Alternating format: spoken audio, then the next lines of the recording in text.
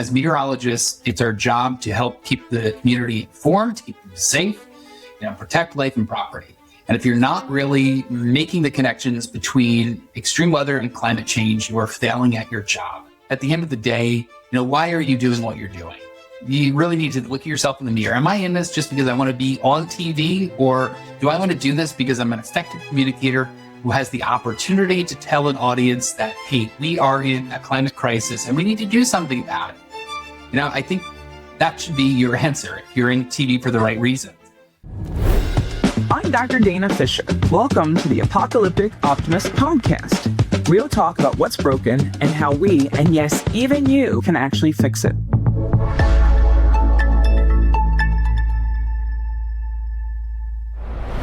Welcome back to the Apocalyptic Optimist podcast. Real talk about what's broken and how to fix it. Today, I'm speaking with recovering meteorologist Chris Gloninger. Chris currently serves as a senior scientist in climate and risk communication at Woods Hole in Massachusetts. I'm delighted that Chris agreed to join the podcast to talk about his personal experiences on the front line of the culture wars over climate and climate communication. Thank you so much for joining me today, Chris. Dana, thanks for having me. So today we're going to talk about why even the weather has become controversial these days, how we got here, and how we fight to reestablish some sort of shared understanding of reality that can prepare us for the climate crisis that's coming. So I thought we could start by talking, start at the beginning, really. You moved from a big meteorology market in Boston to Iowa with the goal of connecting climate and weather in a red state. So can you tell us about the decision to make that move and what came next? It was a decision that led to lots of sleepless nights for me and my wife. Moving to Boston, I think, is a career goal for many, and it was for me. I mean, being in a top 10 television market, being in an area that has exciting weather, it checked all the boxes for me as a meteorologist. It made sense. And when I received this email out of the blue from a news director in Iowa, I don't know, it was unexpected. I looked at the email, reread it a couple of times, and thought, well, this could be a challenge. This could be an interesting kind of career move, right? It goes against what typically happens in TV. You go higher and higher market size, and this would be a step back, but I would be chief meteorologist, and then I would be helping coach my weather team and work with them to bring climate into the weathercast. So it was not a natural progression. However, I saw it as an opportunity to really connect with an audience that was not hearing about climate change, that needed to hear about climate change, because agriculture is still such a huge part of that economy. And there's a lot riding on that, right? At the end of the day, it made sense. And that is why I took that leap and took the challenge and decided to make the move halfway across the country. Violent tornado that's moving well over an hour ago, and you can still see some of the hail pieces. It looks like there is a funnel. In fact, there is a funnel. Western parts of the area, west of Interstate 35, thunderstorm development has already started. We want you to be in the lowest level of your home. We're now passing into a residential area. That funnel is heading in your direction. So you made the move, and what did you learn along the way? I was just hoping you can walk us through kind of the main key points in this story, just because I don't know how much everybody has heard about it. I know you've had a lot of media coverage, and apparently there's a documentary, which is really exciting. But so what year, let's start with this. What year did you move over to Iowa? Now, we moved 2021, and already was interesting moving during the second half of the pandemic, right? And we were in a place where they took everything so strictly, from vaccines to masking to almost moving out of the Wild West, where there wasn't any public distancing. There wasn't masking. Vaccines were seen as woke, which is a little concerning. But it was almost like a sign of things to come, right? And that kind of highlighted the anti-science campaign that was ongoing out in Iowa. So we made the move, connected with this awesome group of people that I'm still friends with today that are doing amazing work in the climate world in Iowa. Again, I consider them great friends.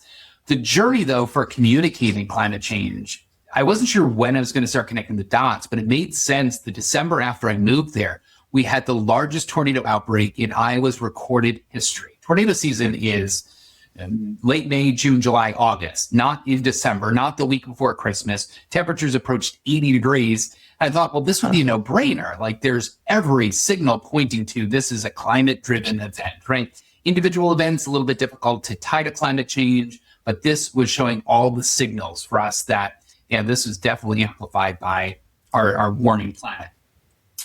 So that was the point where I started talking about it.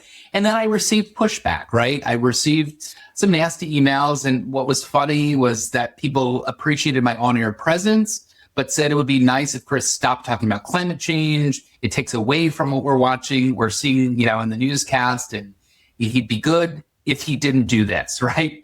But then it reached kind of a fever pitch when a man started writing in religiously harassing emails. And then it reached a peak when he said, what's your home address?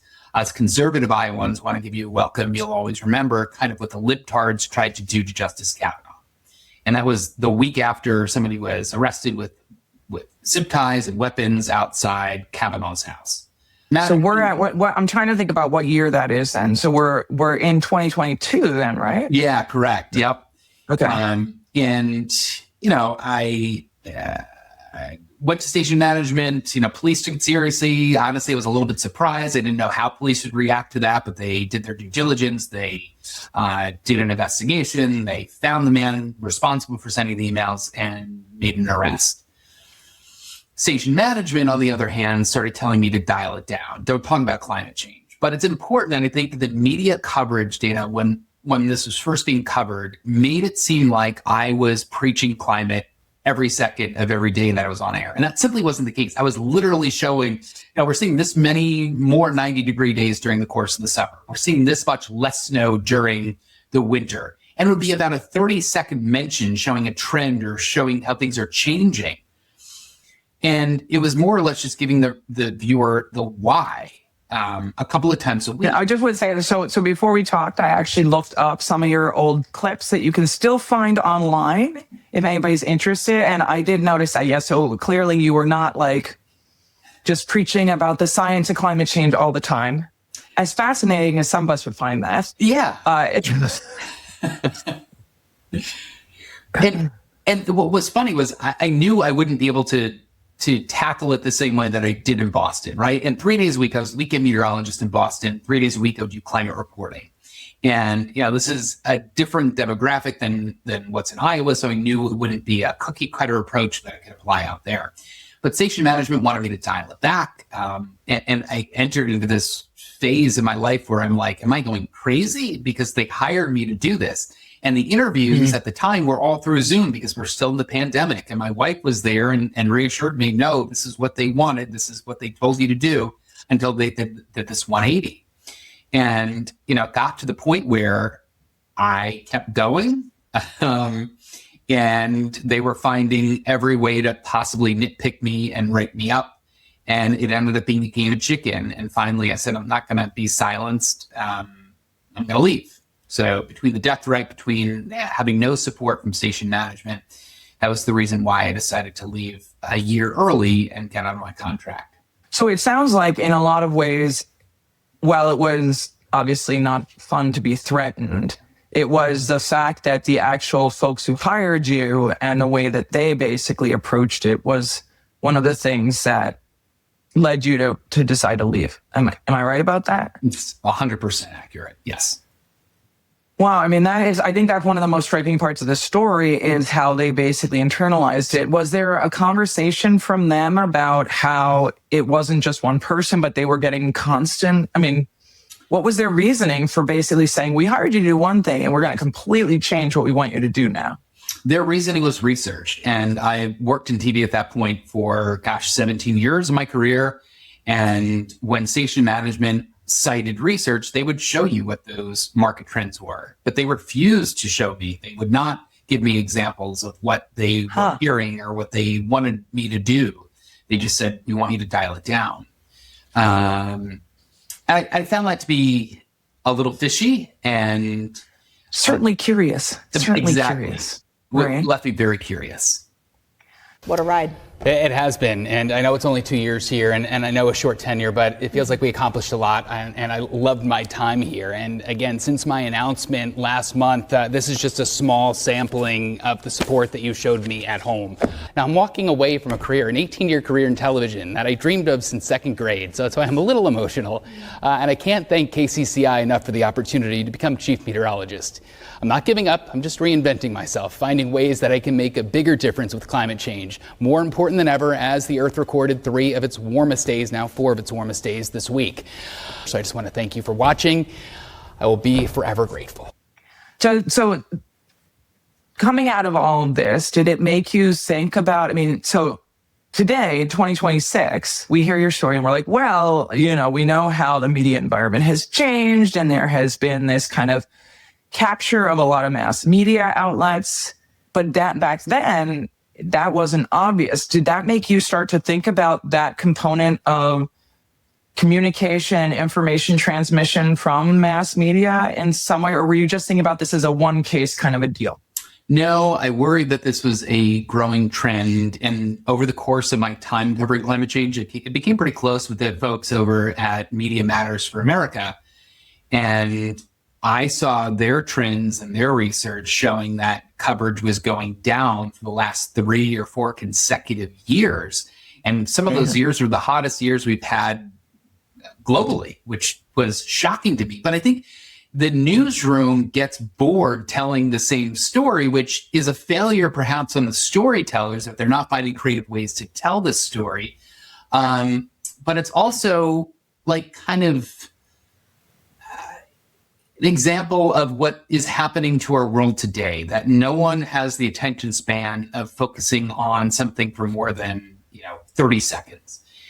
So I think it's just this perfect storm where the media thinks that it's an old and recycled story, attention span isn't there, and then you get pressure from advertisers and big oil, and then that's the trifecta, and boom, we're cutting that coverage. And that's a symptom across local TV markets, small markets to big markets to network level. So when you decided to leave, I just wanted to talk before we bounce to what you're doing now. And I was just going to mention that, my understanding is that you did actually hear from a number of viewers who actually came out and mentioned that they were upset that you were leaving, et cetera, and so forth. And I was just wondering if that changed your overall feeling about the experience. Yeah. So actually, let me, just so you're aware, I have 2 binders. That is every email that I received from viewers just in the state of Iowa that were not wanting to see me go. And the political side of it, every kind of Post-it note you see there is from a conservative region in Iowa where, the Republicans won 75% of 25% of the vote. So it shows 2 things: that there was an overwhelming outpouring of support from people, and that it isn't the polarized, politicized issue that you might think it is. Because I think people are starting to wake up and connect the dots, even if they're more conservative leaning. And there's another binder of handwritten letters, which still to this day, it brings me to tears when people take the time and effort to write. And it honestly left me for a while speechless that this is what people felt. And when I left, one of the things that I did was I made a duplicate binder, and the snarky side of me said, you sent it to the station. Is that what you did? I said, you wouldn't show me your research. Here's my research. You couldn't pay 350 people to give opinions on a newscast. Like, you wouldn't have the budget to do that. So here it is. And that was my parting gift to them. But going back, Dana, to what you were saying, I think I look at those days as not something that I regret. I am happy that I took that opportunity. I'm happy that I still have a platform that people still follow me to talk climate on. And I made some really lifelong friends that are Iowans through and through that understand the impacts of climate change. And we've kept in touch. Yeah, no, I mean, so what came next, my understanding is you left Iowa and you moved to Woods Hole, and now you're doing more kind of the research side rather than the meteorology side. Can you tell us a little bit about that transition? Yeah, so I left. I had to sign a non-compete for multiple years. So you're not allowed. So are you not allowed on the TV still? I'm not allowed on TV. I had to spend money out of pocket. And it's funny. My wife and I often go back and forth and say, you wonder if you just kept going and they forced, like they fired you for it. What would this atmosphere, what would it have looked like? Because I paid a lot of money to get out of my contract a year early. Right. Had to stay out of TV. So during my time in Boston, I found this company that was originally affiliated with Woods Hole Oceanographic, the longstanding institution here on Cape Cod, but this kind of spun off to do coastal and environmental engineering. And they do, I know this is very technical, hydrodynamic probabilistic flood modeling for rising sea level, for future storms, which is really cool, for states across the country.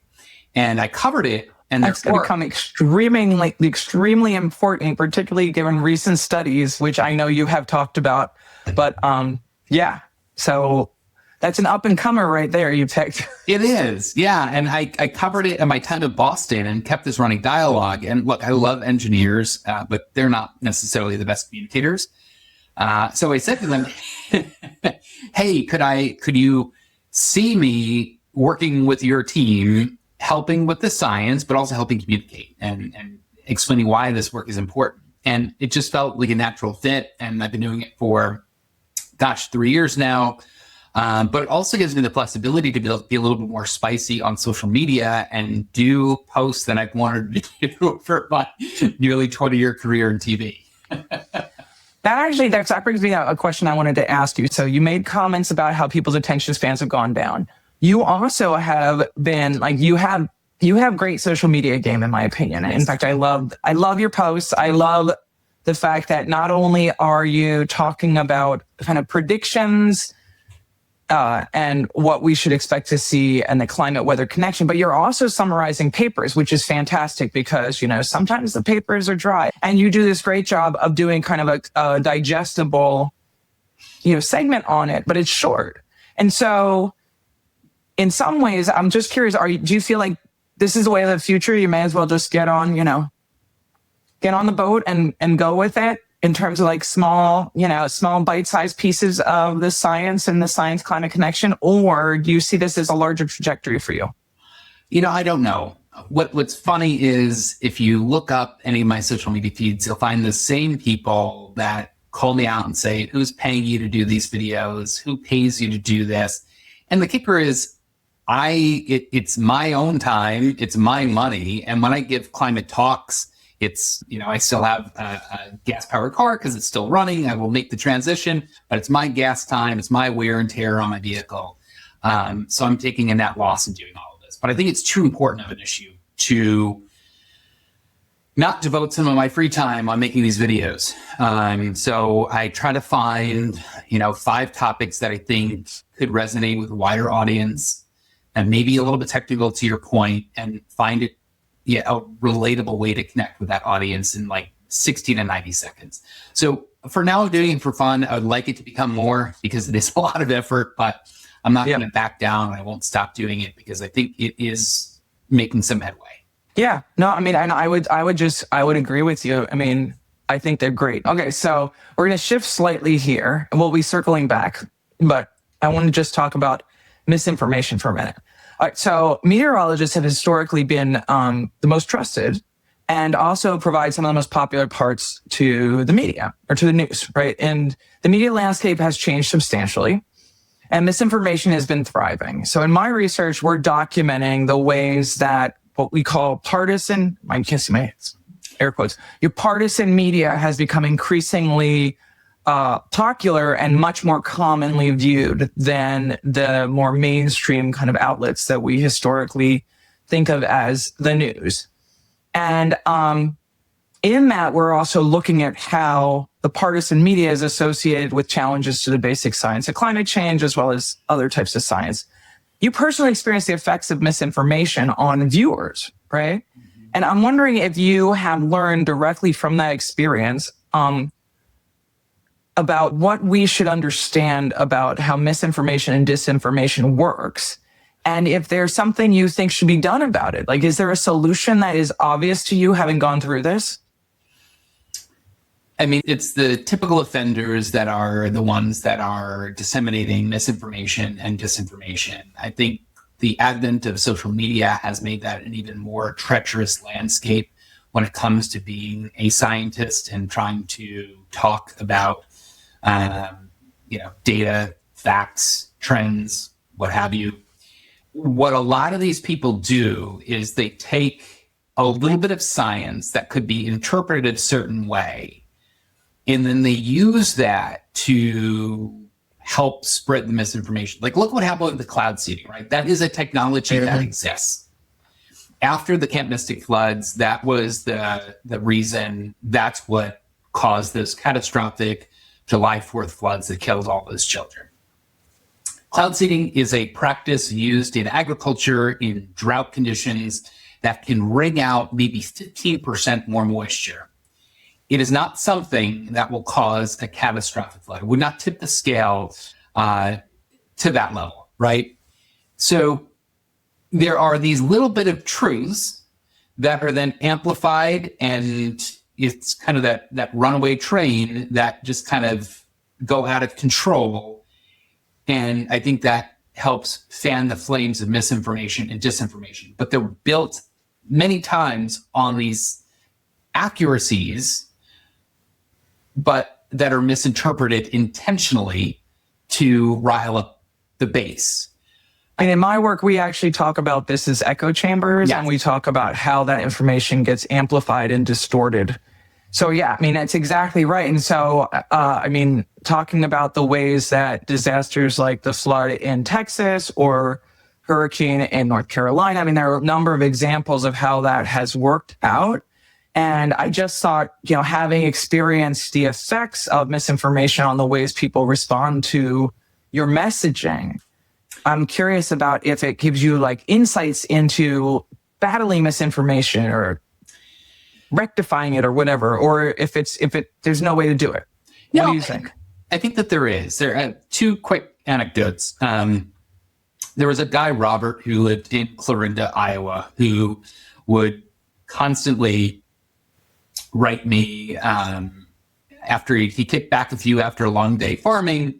I could tell he was a little belligerent and would just kind of air his grievances via Facebook after my newscast. There was this particular event where I called, I'm not patting myself in the back, about 3 days ahead of any TV meteorologist in the market. And I looked at the Gulf of Mexico and saw the temperatures were extremely warm and that this storm system would tap into some of that Gulf air and overproduce when it comes to severe weather. And the closer we got, the more people jumped on board and saw the threat, and it did turn into a pretty big early season tornado outbreak, different from the December tornado outbreak. Robert wrote in afterwards, after a tornado went through his town, and said, "How did you know?" And I said, "Well, I've known because of everything you've harassed me about, the Gulf being warmer, the storms being stronger." And at the end of my time there, he actually wrote in and said, "I'm sorry to see you go." And the L program on climate change communication, right, breaks down America into 6 groups. And I would put him in the doubtful category. It goes from dismissive to alarmed. And really, I would say anyone that's doubtful through alarmed is willing to have conversations. The dismissives that you really can't connect with. But just to clarify, since some people may not know about it, so there are the 6 Americas. The most extreme version is the dismissive version. And so you're saying the rest of the other 5, I can't see my hands today, the other 5 are actually convincible, and those are the folks who you should target in terms of getting your information out? Exactly. I was even writing off the doubtfuls. And perhaps if that tornado did not go through Robert's town, he would still be somebody that wouldn't even be willing to have that conversation. But the fact that, he wasn't really turning threatening, it was just more harassing, I kept up the dialogue and would just kind of be polite, but didn't give up on him. So I think that was an important thing. The other anecdote that I like to tell is the way I did connect with a lot of viewers out there we moved from a house in Boston to a house in West Des Moines that was almost 3 times the size, not because I wanted to, it's just things are a lot bigger out there. And the utility costs were a fraction of what they were out in Boston. We are still big natural gas and coal, but it's largely wind power in Iowa. And I said, that is true energy independence when you can harvest energy from your backyard, lowering energy costs, having something that is reliable to power your homes. That is true independence. And that worked. And that's a conservative philosophy. And that was a way I think it could reach across the aisle and get people. The other is fiscal responsibility, another conservative phrase. And when I showed that the billion-dollar disasters were happening every 2.5 weeks, look, we're helping these communities rebuild back in the same footprint that got them into the problem to begin with. So why aren't we doing more with climate adaptation and mitigation? And that fiscal responsibility is something I think that weighed in. That has nothing to do with them buying in on humans are causing it, but at least they're maybe starting to see that renewable energy makes sense. Protecting communities against impending storms makes sense. And I think that is what we need to conquer first before even if we get that collective agreement that humans are causing climate change. I was just going to say, so the anecdote you gave about Robert and what you're saying now actually ties very nicely into a lot of the research.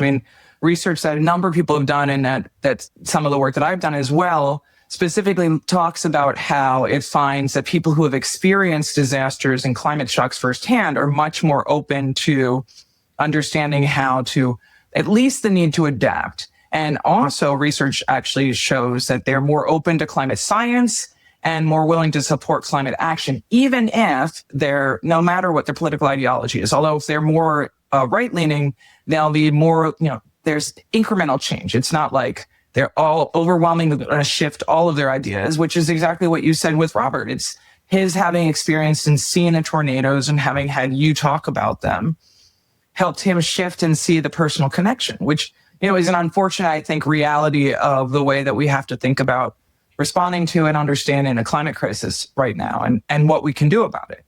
And that the big challenge, I think, still is this question of how misinformation has captured a lot of media markets in terms of the way that specific media outlets are trying to take advantage of the fact that they have people consuming information in silos. Mm-hmm. And one thing I wanted to talk to you about is I saw that early on you were talking about how meteorologists should be connecting with first responders more. And we have a Super El Niño. I want to ask you about that in a minute. That's coming. And NOAA says we're in like the warning stage. I think we're warning and now, so it's coming. And I wanted to hear about your experience and thoughts on how to connect meteorologists to first responders, and if those perspectives on what you think should happen have changed as the climate crisis has changed and as you've experienced kind of different parts of the country. Yeah, I was actually a firefighter in college, and that was my other kind of passion in life on top of meteorology. And I've always felt a natural connection to those that are in a field wanting to help people.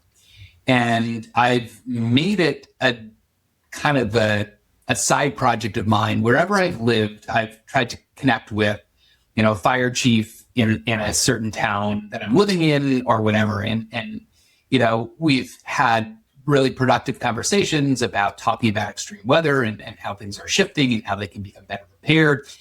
These people, a lot of them are weather geeks. And a lot of what they do now is responding to extreme weather. So it just makes sense. So I do encourage meteorologists to build these relationships, help them understand, be there if they have a question, because these are public facing individuals that are out in the community and kind of can help with the messaging. So for example, here in Sandwich, Massachusetts, I'm really good friends with John Burke, who's the fire chief.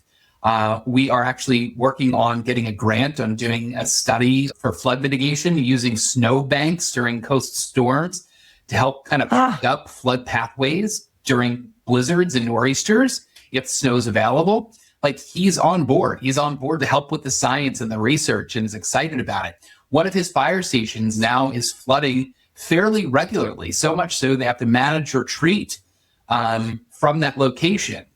And now that he is knowledgeable about it, I have witnessed firsthand him explaining to some of his community these hazards and these risks, and they're only going to get worse. This wasn't just a one-off. This is a growing trend. And I think he's a prime example of how you can kind of build and nurture, and these relationships will flourish, and they can be an ally in this. And I know a lot of people think that, oh, it's a conservative, career pathway, but I would push back and say, no, I really don't think so. I think in a lot of ways, the new wave of first responders, this current generation is one that is open to new ideas. It's not the old archaic chain of command. This is the way things have always been, and we're going to keep doing it that way. And that's what we need. So I'm really excited about these growing potentials. That's really interesting. I have a project where we're working with Service Corps programs and volunteer programs that respond after disaster. So we were having a conversation about how they respond. And they were talking about how they're starting to worry about wildfires now, right? It made me think about how much first responders have this role that they can play. Not just, for example, you're talking about firefighters who are dealing with flood mitigation, right? Which is not what you would expect, because I thought firefighters, okay, so they don't have to worry about wildfire, right? But no, it's actually flood mitigation as well, which is really interesting. When there are residents that are cut off or their homes are inundated, when they call 911, it's going to be the fire department that shows up by boat, by high water vehicle to make those rescues. So they need to be up and knowledgeable about how things are changing and the hazards that community faces. So it just makes sense, right? Well, I hope that as you continue the work you're doing, I hope you get a chance to talk with folks in other states who might come from different political contexts to see if there are the same kind of opportunities to do partnerships, because I would think that would be a really fruitful way to help prepare, and create resilience in communities by working with these first responders. So I love that idea when I saw it on your bio. And I hope you continue to do it. So one of the other questions I wanted to talk to you about is the Super El Niño that's coming. Mm-hmm. And I was curious about, given what you know about misinformation, if you have any insights into what you think we should be predicting and expecting, and if that might help us to prepare so that we can communicate the science and the effects of the Super El Niño more effectively. If you have insights. Yeah, there are a couple of things about this that I think are interesting. I have done a lot of research on this to see what this year could look like, the next 2 years could look like. And what we know right now is all of our models that forecast the ocean water temperatures across that part of the Pacific where El Niño originates are all showing much above average temperatures. Mm-hmm. And the trend has been for it to be so outside of the norm that we would expect that that NOAA has actually changed the y-axis to include a larger range from normal, departure from normal. And what that means is we're expecting an El Niño that is going to surpass the basic criteria for it to be considered an El Niño by a wide margin. There are some wild cards. The last time we had one this strong was actually back in 1877. It led to famine. It led to millions of deaths. And yes, we have technology. Yes, we have warning systems. Yes, science is advanced. Will we see a repeat of that? God, I hope not. But it was a horrific year. The wild card is the rest of the oceans are incredibly warm as well. What influence does that have on El Niño? And particularly an historic, unprecedented El Niño? Does it amplify the effects, making droughts drier, floods wetter, or is it status quo? You see more droughts and more rain, just like you would with that other El Niño. I would expect the extremes to be even more extreme, which is concerning. The climate dismissives are on social media saying that the media is just hyping and saying that are sensationalizing this upcoming El Niño. I don't think so, and I don't think that there are enough warnings letting the public know what is about to happen. What would you warn people about if you were writing the warnings? Expect droughts to get worse, flooding to be more severe. I would expect heat to last a lot longer into the fall. As of this recording, the temperature anomaly is actually surpassing 2024 for the first time this year, which means it is warmer than the hottest year on record. We are getting warmer than we did in 2024 by this time in May. So I think what I would tell people is there's a good chance that 2026 could end up being the hottest year on record, and 2027 is going to be hotter than that. I think that this could be a good teachable moment for people. And I think this is when the media really needs to step up and make those connections and cover it the way it should be covered, because this has the potential of gaining more collective action over the next 2 years than I think we've seen in the last decade or 2 decades. Can you talk a little bit more about that?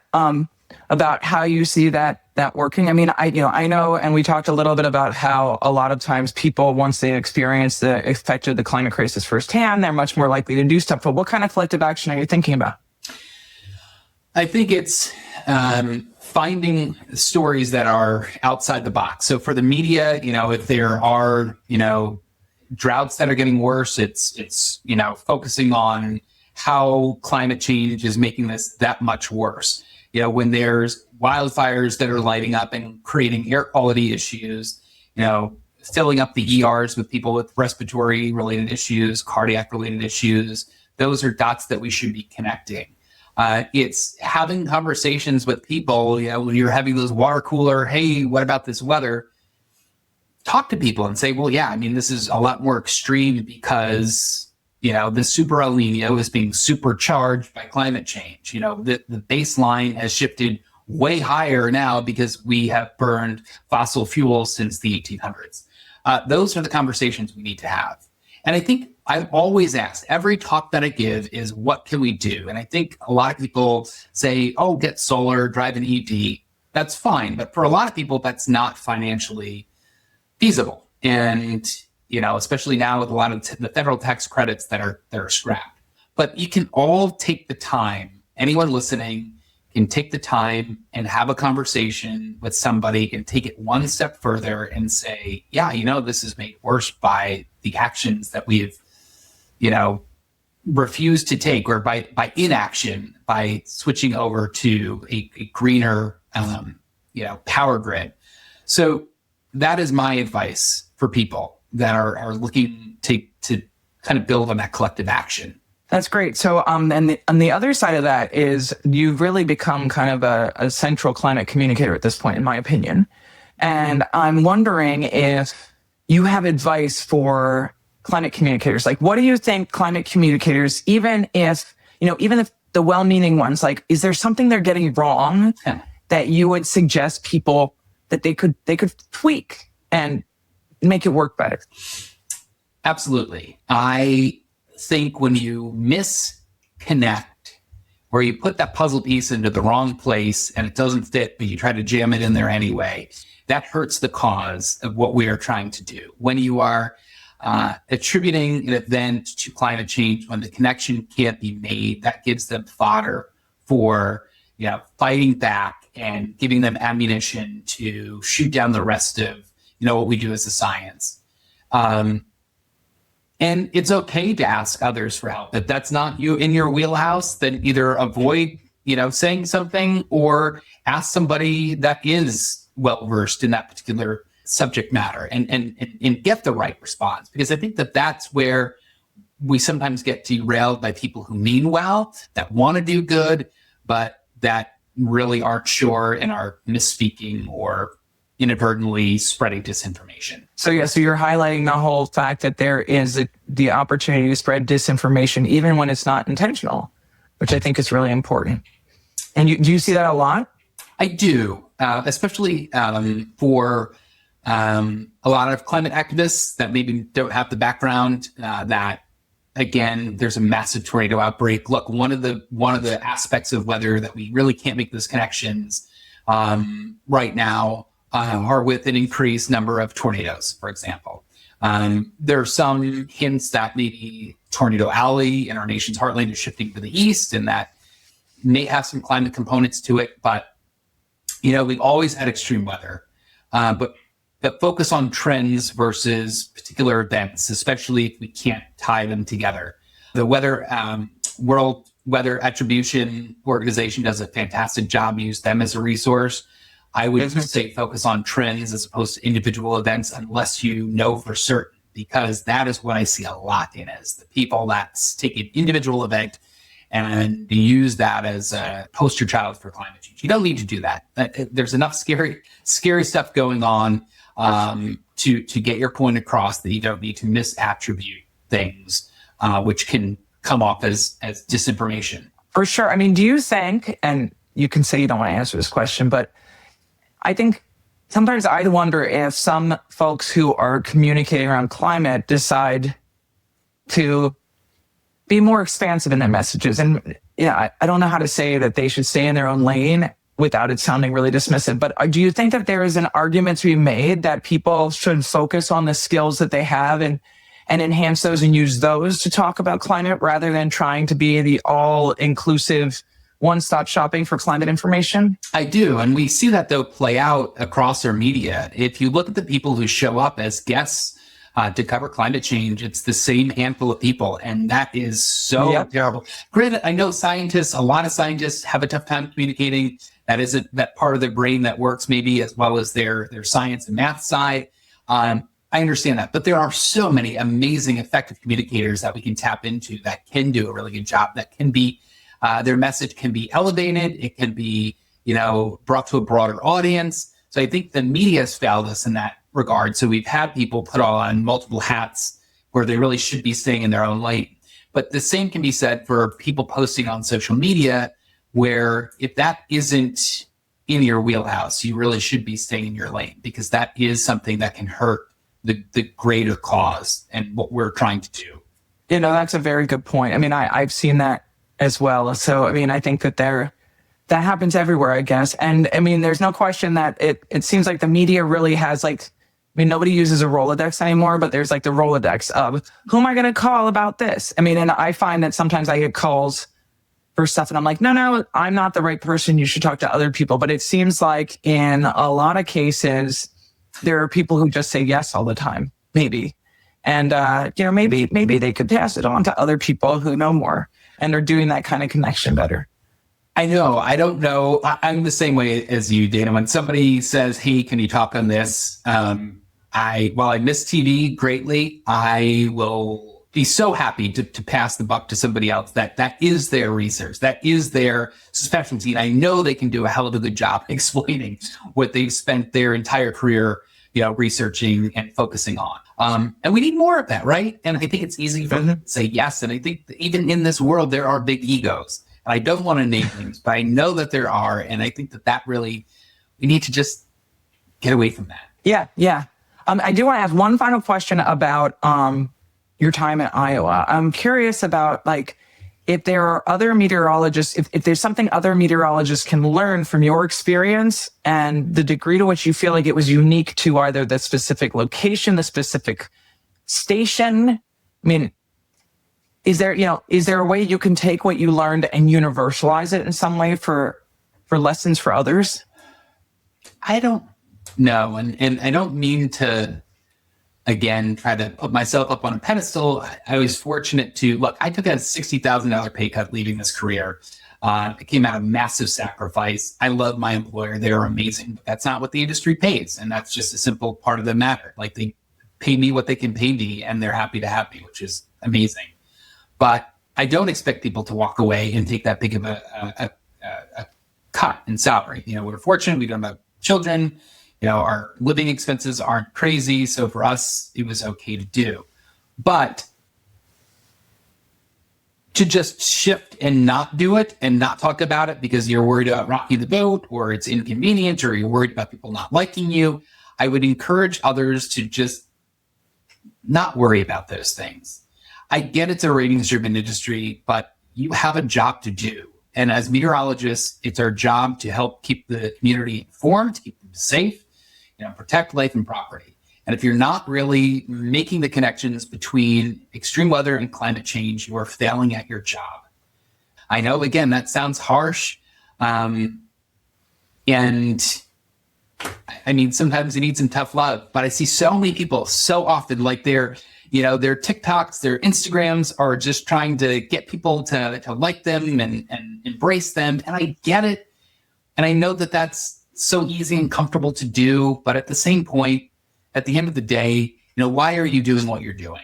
You really need to look at yourself in the mirror. Am I in this just because I want to be on TV, or do I want to do this because I'm an effective communicator who has the opportunity to tell an audience that, hey, we are in a climate crisis and we need to do something about it? I think that should be your answer if you're in TV for the right reasons.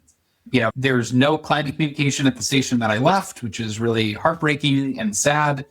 There's kind of this desert now of climate information in that part of Iowa. But yeah, I don't know. I mean, I'm not telling people to be insubordinate, but in a way, I am telling people if your station doesn't like it, try to push as hard as you can. I mean, that brings us to another change. I mean, so NOAA is responsible for kind of the predictions, is responsible for, around El Niño, but also around extreme events, to help with weather predictions. There have been a lot of institutional changes over there. In fact, I was over there today trying to come up with, because I knew that the recent El Niño report just came out. It was very hard to find, which was unfortunate. I was wondering if you could talk a little bit about your thoughts on the current institutional political context that we're facing and what you think it's going to mean to this climate weather connection. I mean, I think you already alluded to it, but if you see, does that mean more people need to be insubordinate given it, or what do you think should happen? I only tell people to be insubordinate if you can maintain your lifestyle and not kind of, if you have kids, right? I would not say, hey, risk your job and your source of income and be out on the streets. I assess my risk. I know, I have backups and I'm happy to, call on some of my lifelines if need be, because I think it's too important of an issue. But in this case, what I'm worried about is for employees that are hiring into the government having to pledge allegiance to this administration who clearly is anti-climate science. And it's an administration that retaliates against those who speak out. They retaliate against those who go against the grain. And what are we replacing all the people that left either with buyouts or the fork in the road payments that left over the last year and a half? That concerns me. Because each applicant has to pledge allegiance to this administration.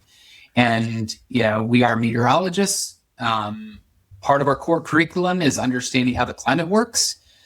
Even though you're not maybe a climate scientist per se, you have an identical curriculum in school. And in order to do your job effectively, you should be wearing, kind of two hats, meteorology, but also climate scientist as well. So I'm worried about that. I'm worried about all of the cuts that have happened that are focused on the research arm. As a science, you should always aspire to grow and get better at what we do. We're the gold standard of, weather enterprise across the entire planet. And we're giving up on what has made us so amazing, which is research that improves forecast accuracy, that makes our forecast models operate with even more precision. All of that, I fear going forward. We lost thousands of years of institutional knowledge that it's going to take decades for us to rebuild. And I think we're going to learn some really tough lessons coming up with this Super El Niño when we're still short-staffed, when we have just new staff and all that institutional knowledge is gone, and we're not paying for better technology by cutting, so much of the research arm of NOAA. I think we're going to learn some really hard lessons in the next 2 years with this El Niño. Oof. All right, we're supposed to end on an optimistic note, so I'm going to try to look here to see if I can find an optimistic note here. So, given what you just outlined, which I mean, I was also thinking about the data, and I know there have been initiatives to take climate data and climate science and try to pull it out of the federal government, where it has really been nurtured and has blossomed in a lot of ways out in the United States. I mean, we've lost GIST, we've lost NCAR, we're losing all of these places where climate science has been born and expanded, and which has informed all this prediction, right? Mm-hmm. So I know there's been a move to try to make, to bring those data and that brain power into NGOs, into other independent institutions. Do you have thoughts on that might be more optimistic, maybe? Yeah. I mean, I am optimistic that there are people. You don't have to. I'm not trying to force you. No, I'm just asking. There are things I'm optimistic about. I'll give you, a couple of things, Dana, that maybe you can kind of end this on. But I think that there are people that work for the government that I won't name that are doing amazing work by making sure that this data is publicly available and that it will never go away, even if it's scrubbed off official channels through NOAA. I'm excited about that. I'm also excited that I think that there is room for private-public partnerships.